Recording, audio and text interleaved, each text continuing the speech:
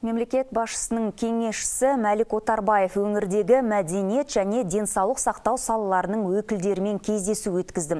Онда өңірдің руханият, мәдениет саласына қатысты мәселелер сараланып, ұсыныс пікірлерде айтылды.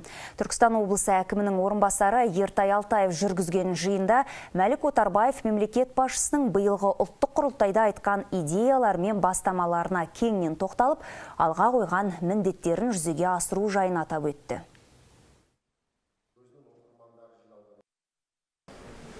Әділетті Қазақстанды құру тек қана әкім қаралардың, ақ жағалылардың негізгі міндеті емес. Бағдар көрсету, бүкіл саяси реформалар жүргізу олардың міндеті болса да, адал азамат болу бұл әрбір Қазақстан Республикасының азаматының негізгі міндеті.